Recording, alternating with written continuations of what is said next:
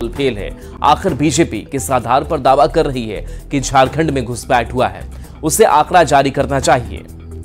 घुसपैठ का मामला आता है, ये चूंकि बीजेपी लोकसभा चुनावों के बाद पूरी तरह से घबरा गई है, उनके पैरों तले जमीन खिसकी हुई है, उन्हें कोई और न छोर सूझ रहा है कि हम इस सरकार के बारे में क्या बोले कि जनता इनसे विमुख हो जाए। अगर घुसपैठ हुआ है तो बॉर्डर सिक्योरिटी फोर्स फेल है, सीमा सुरक्षा बल फेल है, तो केंद्र सरकार तो लिस्ट जारी करे। वो लिस्ट जारी कर रहे हैं वोटर कार्ड के आधार पर, मतदाता का जो वोटर बढ़े उसके आधार पर, लेकिन वो लिस्ट जारी करे ना कि कितने लोग बढ़े, वो किस सेंसस के आधार पर ये कह रहे हैं कि यहाँ घुसपैठ हुआ है, हम भी तो देखना चाहते हैं। झारखंड में बांग्लादेशी घुसपैठ का मुद्दा थमने का नाम नहीं ले रहा है। धनबाद पहुंची बीजेपी नेता सीता सोरेन ने हेमंत सरकार पर जोरदार हमला बोला है। सीता सोरेन ने कहा कि बांग्लादेशी घुसपैठ पर सरकार चुप है, केवल केंद्र सरकार पर ठीकरा फोड़ रही है। उन्होंने आगे कहा कि संथाल परगना में आदिवासियों का जमीन कब्जा किया जा रहा है। का जो मामला है बांग्लादेशी घुसपैठ, ये पूरी तरह से ये आज के डेट में संथाल परगना को पूरा कब्जा कर लिए हैं। वोटर्स की जो संख्या है वो बढ़ी है, लेकिन यहाँ की जो मौजूदा सरकार ये मान ही नहीं रही है। सिर्फ केंद्र सरकार पर अपना ठीकरा फोड़ दे रहे हैं कि इसकी जिम्मेदार केंद्र सरकार भी है, लेकिन राज्य सरकार क्यों नहीं इसको अपने संज्ञान में ले रही है। झारखंड में विधानसभा चुनाव को लेकर राजनीतिक रस्साकसी तेज हो गई है। गठबंधन में सीट शेयरिंग पर जेएमएम ने बड़ी दावेदारी कर दी है, जो कांग्रेस को नागवार गुजरा है, और जेएमएम की ओर से आए बयान के औचित्य पर ही सवाल उठा दिया है।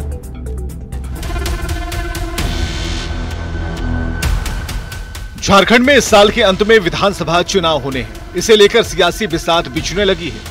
झारखंड में इंडिया गठबंधन की सरकार है और सत्ता की चाबी फिलहाल जेएमएम के हाथ में है। ऐसे में आगामी चुनाव में घटक दलों के साथ सामंजस्य से ज्यादा बड़े भाई छोटे भाई की लड़ाई तेज हो गई है। जेएमएम सभी 81 सीटों पर तैयारी का दावा कर रहा है और हाल में विधानसभा के महासंग्राम में सारथी की भूमिका निभाने को तैयार है। तैयारी जितने सीटों पर करे, मजबूत वो होंगे तो हम समझेंगे इंडिया गठबंधन मजबूत हुआ। हमारी तैयारी भी 81 सीटों पर है, चारों तरफ हमारे कार्यकर्ता मुस्तैद हैं। पार्टी का संगठनात्मक कार्यक्रम चल रहा है, पार्टी को लीड हर हाल में झारखंड मुक्ति मोर्चा करेगा। पांडे जी की प्रेशर पॉलिटिक्स वाली बात कांग्रेस को खटक गई। ऐसे में बिना देर किए झारखंड में कांग्रेस का नेतृत्व कर रहे राजेश ठाकुर ही पार्टी का पक्ष रखने के लिए आगे आए और साफ कह दिया कि हेमंत सोरेन को गठबंधन के सभी विधायकों ने नेता चुना है, तब वे मुख्यमंत्री बने हैं। ऐसे में गठबंधन में बड़ा या छोटा की बात बिल्कुल बेमानी है। मुख्यमंत्री जेएमएम से हैं और गठबंधन दल के नेताओं ने, गठबंधन दल के विधायकों ने उनको अपना नेता चुना है, तभी वो मुख्यमंत्री हैं। तो ऐसे में कोई बड़े भाई छोटे भाई की बात नहीं होनी चाहिए, ना ही कि जेएमएम बड़ा है या जेएमएम नेतृत्व कर रहा है। हेमंत सरकार में एक और साथी आरजेडी भी है, जिसके एकमात्र विधायक होने के बाद भी महत्वपूर्ण विभाग के मंत्री हैं। ऐसे में आरजेडी भी इस बार ज्यादा से ज्यादा सीटों पर दावेदारी कर सकता है, लेकिन कितनी, इसका फैसला लालू प्रसाद लेंगे। माननीय लालू प्रसाद यादव जी तय करेंगे। जो भी सीट में गठबंधन में मिलेगा, जो भी कैंडिडेट होगा, हम उसको जिताने का काम करेंगे।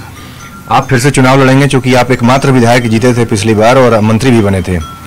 लड़ेंगे भी और जीतेंगे भी। विधानसभा चुनाव में 4 महीने बाकी हैं और इससे पहले खूब सियासी चाल चली जा रही है। सभी दलों का दावा है कि वे पिछली बार की तुलना में बेहतर प्रदर्शन का दम रखते हैं। ऐसे में उन्हें ज्यादा से ज्यादा सीटों पर चुनाव लड़ने का हक है। हालांकि विपक्षी बीजेपी, आजसू और जेडीयू के गठबंधन में सीटों के बंटवारों को देखते हुए महागठबंधन में सीट बंटवारे का समीकरण बदल भी सकते हैं। Bureau report, news 18। मुख्यमंत्री कार्यालय को उड़ाने की धमकी के मामले में कोलकाता से आरोपी की गिरफ्तारी हुई है। मोहम्मद जाहिद के रूप में इसकी पहचान हुई है। पटना पुलिस की विशेष टीम का एक्शन देखने को मिला है। बेगूसराय का रहने वाला आरोपी जाहिद बताया जा रहा है। कोलकाता में दुकान ये आरोपी चलाता है। अलकायदा के नाम से इसने मेल भेजा था। पुलिस ने मोबाइल भी रिकवर किया है। मोबाइल से धमकी भरा मेल भेजा गया था। मेल के जरिए सीएमओ उड़ाने की धमकी दी गई थी और इस मामले में कार्रवाई की गई है। और बताया जा रहा है कि बेगूसराय का रहने वाला आरोपी जाहिद है, वो अब शिकंजे में है। गिरफ्तारी उसकी हो चुकी है। बताया जा रहा है कि कोलकाता से इसकी गिरफ्तारी हुई है। सीएमओ बिहार को एक धमकी भरा ईमेल प्राप्त हुआ। उस ईमेल में 3 फोन नंबर मेंशन किए गए थे। उन तीनों फोन नंबर के धारक को बुलाकर पूछताछ की गई तो पाया गया कि इनके द्वारा यह ईमेल नहीं भेजा गया है। उनके द्वारा यूज किए जा रहे इलेक्ट्रॉनिक गैजेट्स की भी एफएसएल के द्वारा जांच कराई गई तो इनकी संलिप्तता इस ईमेल भेजने में नहीं मिली। आगे तकनीकी अनुसंधान से यह पाया गया कि ईमेल भेजने वाला व्यक्ति मोहम्मद जाहिर, उम्र लगभग 51 वर्ष, पिता मोहम्मद अजमत, साकिन बनहा, थाना भगवानपुर, जिला बेगूसराय, जो वर्तमान में बऊ बाजार कोलकाता में रह रहा है, के द्वारा यह ईमेल भेजा गया। यह गिरफ्तार कर लिया गया है। मोहम्मद जाहिद ने उक्त तीनों व्यक्तियों को फंसाने के ख्याल से यह ईमेल भेजा था। मुख्यमंत्री कार्यालय को उड़ाने की धमकी देने वाला शख्स गिरफ्तार कर लिया गया है। कुछ दिन पहले एक शख्स ने मुख्यमंत्री कार्यालय को बम से उड़ाने की धमकी भरा ईमेल भेजा था और जिससे सनसनी फैल गई थी और उसके बाद में लगातार जो पुलिस की टीम है वो जांच परख करती रही और उसके बाद जो सचिवालय के जो डीएसपी है उन्होंने जो जानकारियां साझा की है उसके मुताबिक जिस शख्स ने ये ईमेल भेजा था धमकी भरा वो मोहम्मद जाहिद नाम बताया जाता है और ये बेगूसराय का रहने वाला है और इस शख्स की जो गिरफ्तारी है वो कोलकाता से की गई है। ये शख्स कोलकाता में रहकर वहां पे दुकान चलाने का काम करता है और सबसे बड़ी बात यह है कि जिस ढंग से धमकी दी गई और पूरे मुख्यमंत्री कार्यालय को उड़ाने की धमकी दी गई, पुलिस महकमे में एक ढंग से कहें तो सनसनी पैदा हो गई थी और उसके बाद जांच टीम जो है वो कोलकाता गई और उसे गिरफ्तार कर पटना लाया जा रहा है। इसमें जो ईमेल भेजा गया था उसमें जो डीएसपी हैं यहाँ पे सचिवालय के उन्होंने जो जानकारियां दी हैं उसके मुताबिक उसमें 3 फोन नंबर दिए गए थे और जब पुलिस की टीम ने तीनों फोन नंबर की जानकारी जुटानी शुरू की, उसे एफएसएल को मोबाइल भेजकर जानकारियां इकट्ठा की। जब पूरे जांच के बाद पता चला कि जो 3 लोगों के जो मोबाइल नंबर दिए गए थे उसकी कोई संलिप्तता इसमें जो है वो नहीं है और ये तीनों के तीनों जो हैं वो निर्दोष हैं और इसे फंसाने की कोशिश की गई थी। लेकिन जिस शख्स ने ये काम किया है, धमकी भरा जो पत्र लिखा है और धमकी भी किसके नाम से, धमकी सीधा अलकायदा के नाम से दिया गया था। तो ये पूरे पुलिस ने जांच पड़ताल की और उस शख्स को कोलकाता से गिरफ्तार कर पटना ला रही है। कैमरा पर्सन सुबोध के साथ रवि एस नारायण, न्यूज 18 पटना। पूर्णिया में रुपौली की पूर्व विधायक बीमा भारती के पति अवधेश मंडल ने सीजेएम कोर्ट में सरेंडर कर दिया है। कोर्ट ने अवधेश मंडल को 14 दिन की न्यायिक हिरासत में भेजा है। अवधेश मंडल भवानीपुर में व्यवसायी गोपाल यादुका की हत्या मामले में आरोपी है। पुलिस ने बीमा भारती के पति अवधेश मंडल और उनके बेटे राजा कुमार को आरोपी बनाया है। हालांकि राजा कुमार अभी भी फरार चल रहा है। अवधेश मंडल की पुलिस को काफी समय से तलाश थी। पुलिस ने उनके घर पर इश्तिहार भी चिपकाया था। अवधेश मंडल के चचेरे भाई ने आरोप लगाया कि उन्हें राजनीतिक साजिश के तहत फंसाया जा रहा है। कांड संख्या 112-24 के तहत गोपाल यादव के मर्डर के सिलसिले में एक केस हुआ था जो कि अप्राथमिकी अभियुक्त है और इनका अवधेश मंडल का नाम कहीं भी नहीं है किसी जगह। आज हम जो है इनका सरेंडर करा करके जमानत का अर्जी दाखिल किए थे, उनको खारिज किया गया है जमानत और आगे हम सेशन कोर्ट में जाएंगे। गोपाल यादव का मर्डर में उसका अवधेश मंडल का कहीं कोनो हाथ नहीं है। उसका परिजन भी लिख के दिया है कि अवधेश मंडल राजा निर्दोष है, लेकिन तो पर भी प्रशासन नहीं मान रहा है। एसपी साहब को भी दिए हैं, डीआईजी को दिए हैं, सीएम साहब को भी दिए, उस पर कोई मन्ना नहीं दे रहा। जिसका नाम वो ले रहा है उसके ऊपर प्रशासन का नजर नहीं जा रहा, डायरेक्ट इसका ऊपर फंसाया जा रहा है राजनीतिक तहत पे। दरभंगा में पुलिस वालों पर एक नाबालिग की पिटाई का आरोप लगा, जिस पर सिटी एसपी ने संज्ञान लिया। सिटी एसपी ने बताया कि सदर एसडीपीओ को जांच का जिम्मा सौंपा गया है। जांच रिपोर्ट आने के बाद कार्रवाई की जाएगी।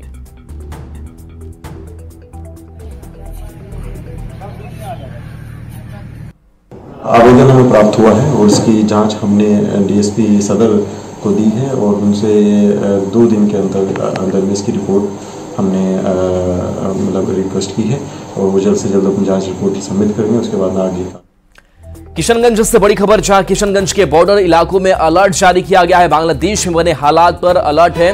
बॉर्डर के आसपास जाने पर रोक लगा दी गई है। लगातार जवान गश्ती कर रहे हैं, तो बांग्लादेश में बने हालात को लेकर के अलर्ट जारी किया गया है। किशनगंज से एक खबर है, जहां बॉर्डर के आसपास जाने पर रोक लगा दी गई है और लगातार जवान यहां गश्ती कर रहे हैं।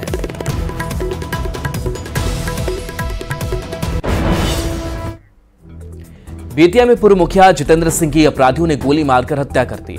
मझौलिया प्रखंड के महना पंचायत के पूर्व मुखिया जितेंद्र सिंह को अपराधियों ने बालू छापर रेलवे गुमटी के पास गोली मारी है।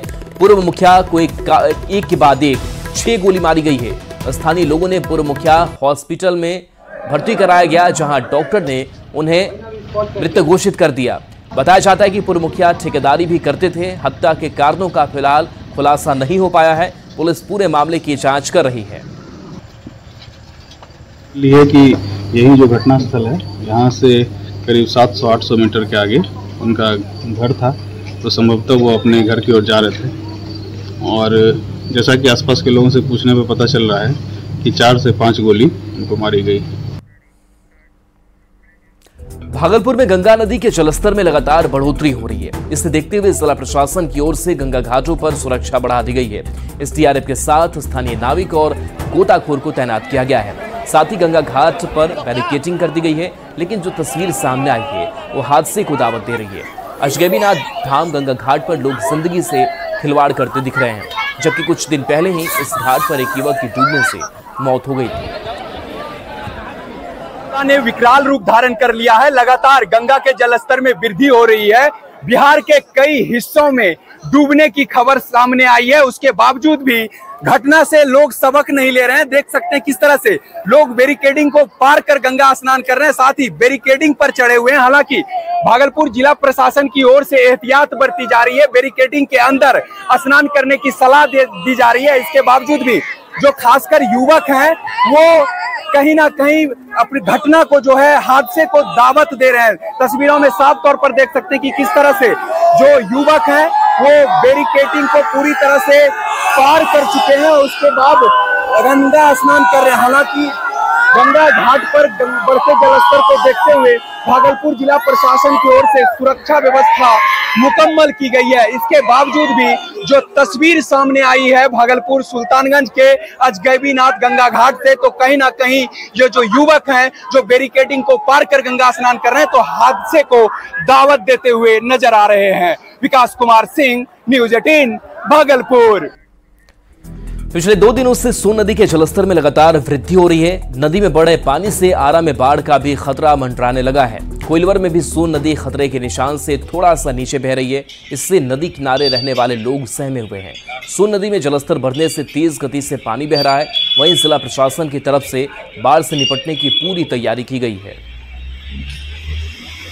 सोन नदी में तेजी से पानी का जलस्तर बढ़ रहा है और देखिए इस समय हम कोइलवर में मौजूद हैं। ये कोइलवर का अब्दुल बारी पुल है, जिस पर ये ऊपर से ट्रेन जाती है और नीचे से सड़क मार्ग है, और इसके ठीक बगल में देखिए ये 6 लेन पुल बना हुआ है, जो कि पुल के नीचे तक पानी पहुंच गया और एकाएक कल से पानी का जो बहाव है काफी तेज हो गया है। और ये जो पानी है देखिए धीरे धीरे उसका जो लेयर है वो बढ़ता जा रहा है और कितनी तेज गति से सोन नदी का पानी बढ़ रहा है। जो तटवर्ती इलाके में लोग हैं उनको सचेत किया गया है कि वे लोग सावधानी बरतें, क्योंकि लगातार सोन में पानी का जो जलस्तर है बढ़ रहा है। तो बढ़ रहा है तो कितना लोग तो तट पर बसे हैं, उन लोग के तो खतरा होगा। और तो खतरा होगा, जरूर होगा। अगर मान लीजिए ऐसे ही धारा चलेगा तो ये पानी तो ऊपर फेंकेगा। मतलब कितना दिन बाद इतना पानी आया है ज्यादा पर? 2-3 साल बाद आया? तो पहले आया था? हाँ, 2-3 साल पहले आया था, एक बार आया था 2-3 साल पहले। वो तो पानी यहाँ तक कुआं तक दिख रहा है ना। तो कितना लोग तो किनारे बसे, उन लोग को भी तो दिक्कत होगा पानी में। हाँ, तो दिक्कत तो हो ही करेगा। प्रशासन के लोग नहीं आया था कुछ अनाउंस? पिछले दिनों लगातार हुई बारिश और इंद्रपुरी बराज से पानी छोड़े जाने के कारण सोन नदी उफान पर है। औरंगाबाद के बारून और दाऊदनगर के सोन तटीय इलाकों में कई एकड़ में लगी सब्जी की खेती डूब गई है। वहीं भगवान बीघा में 9 मछुआरे और सब्जी उत्पादक किसान टीले पर ही फंस गए थे, जिन्हें दाऊदनगर प्रशासन ने नाव भेजकर सुरक्षित वापस निकाला। वहीं सदर एसडीओ और एसडीपीओ ने बारूण पहुंचकर बाढ़ग्रस्त इलाकों से लोगों को हटाया और अगले कुछ दिन नदी की तरफ नहीं जाने की भी अपील की।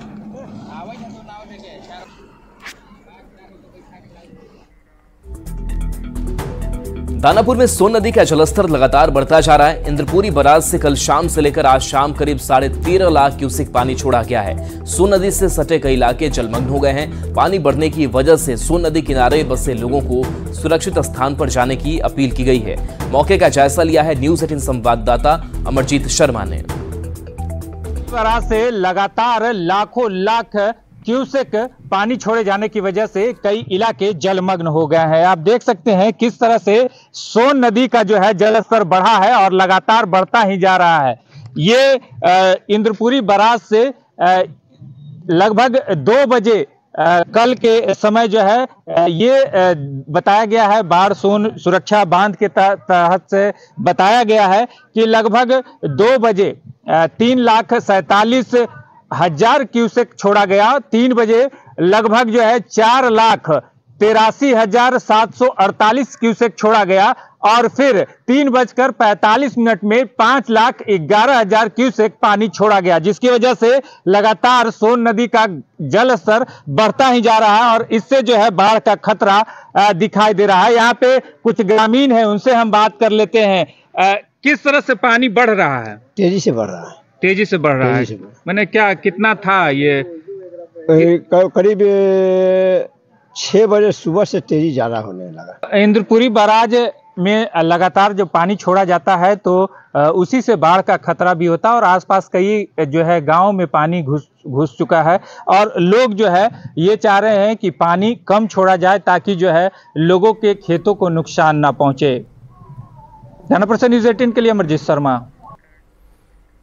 बिहार सरकार के स्वास्थ्य मंत्री मंगल पांडे ने गोपालगंज के फुलवरिया रेफरल अस्पताल के नए भवन का उद्घाटन किया। उद्घाटन के मौके पर स्वास्थ्य मंत्री मंगल पांडे के अलावा अनुसूचित जाति जनजाति मंत्री जनक राम, एमएलसी राजीव कुमार और आरजेडी विधायक राजेश कुशवाहा भी मौजूद रहे।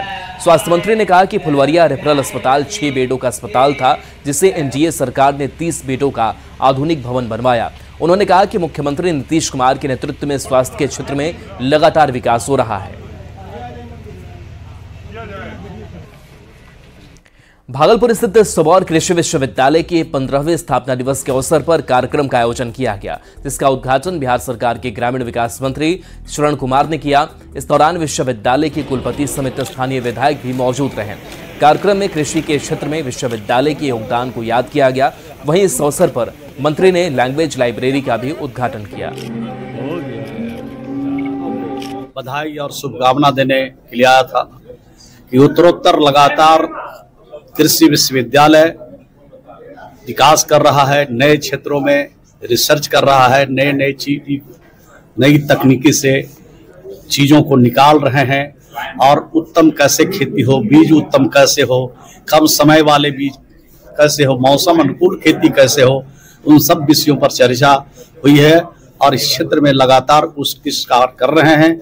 कई क्षेत्रों में तो इनको राष्ट्रीय स्तर पर पुरस्कार भी इस विश्वविद्यालय को मिला है। तो गर्व है हमें ऐसे विश्वविद्यालय पर, गर्व है यहाँ के वैज्ञानिकों पर। गोपालगंज में शिक्षा मंत्री सुनील कुमार ने जनसंवाद कार्यक्रम किया। इस दौरान उन्होंने अपने विधानसभा क्षेत्र के लोगों की समस्याओं को सुना। इस दौरान लोगों ने फसलों की सिंचाई के लिए खेतों तक पानी नहीं पहुंचने, राशन कार्ड बनवाने और जमीन विवाद से जुड़ी समस्याओं की शिकायत की। शिक्षा मंत्री ने बारिश नहीं होने पर चिंता जताई और नलकूप विभाग को नहर के अंतिम छोर तक सिंचाई के लिए पानी पहुंचाने का निर्देश दिया। वहीं पुलिस से जुड़ी समस्याओं के निदान के लिए ट्रेनी डीएसपी संदीप कुमार को निर्देश दिए गए। आपको भी हमने कहा था कि कम से कम अंतिम छोर तक नहर में जितना भी पानी हो सके, क्योंकि वर्षा की जो स्थिति है एक बहुत बड़ी समस्या है यहाँ पर धान की खेती में और पानी बिल्कुल नहीं है नहर में, उस पर कृपया ध्यान दें। आपने इसके बारे में कुछ नहीं कहा। जहाँ तक अन्य विभागों का बात है, आप सभी ने बातें की। शिक्षा विभाग का जहाँ तक प्रश्न है तो आप समझ सकते हैं सरकार के सामने कितनी चुनौतियां। रोहतास के डेहरी में बिहार विधानसभा के अध्यक्ष नंदकिशोर यादव ने एक सम्मेलन को संबोधित करते हुए कहा कि आज भारत की मीडिया की बात दुनिया में सुनी जाती है। भारत के लोग जो कुछ कहते हैं उनकी बातें पूरी दुनिया सुनती है। भारत का हर नागरिक दुनिया की घटनाओं पर अपने विचार व्यक्त करता है। इसमें मीडिया की भूमिका काफी अहम है। दरअसल जमुहार में एक सम्मेलन का आयोजन किया गया जिसमें 26 राज्यों के पत्रकारों का शिष्टमंडल शामिल हुआ। पूरे देश से आए प्रतिनिधियों हम गर्व कर सकते हैं उसको। मैं मानता हूं कि कोई समाज आगे तभी बढ़ता है जब अपने गौरवशाली अतीत पे गर्व करे, लेकिन वर्तमान में यथार्थ की धरातल पे खड़ा हो और तब भविष्य का ताना बाना बुनेगा तो वो प्रगति के रास्ते पर आगे बढ़ सकता है, तो विकास कर सकता है। तो जब मैं भारतीयता की बात कर रहा हूं, जो देश की बात कर रहा हूं, तो स्वाभाविक रूप से जो अतीत हमारा गौरवशाली रहा है, लेकिन अगर वर्तमान की बात करें, ठीक है कि उस गौरवशाली अतीत में 1000 साल की गुलामी की चीजें भी शामिल है। हजारों साल की झंझावात के बाद भी हम खड़े हैं। उस हजारों साल की गुलामी के बाद भी हमने अपना अस्तित्व समाप्त नहीं किया है। जहानाबाद जिले में पीने के पानी की घोर किल्लत है। काको प्रखंड के उत्तर सिरथू पंचायत के अफजलपुर और मुबारकपुर के 8 से लेकर 12 वार्ड में नल जल योजना से सप्लाई बंद है। अधिकतर नल बंद पड़े हैं। ऐसे में लोग सुबह होते ही पानी की जुगत में लग जाते हैं। लोगों का कहना है कि परिवार के लिए इंतजाम हो जाता है, लेकिन जानवरों के लिए पानी का जुगाड़ मुश्किल है। लोगों का आरोप है कि कई बार पीएचईडी को लिखित शिकायत कर चुके हैं, लेकिन कोई कार्रवाई नहीं हुई। दिक्कत है कि हम लोग इसी टंकी के पास रहते हैं। हमारे पास यहाँ पर 5-6 गो जानवर है।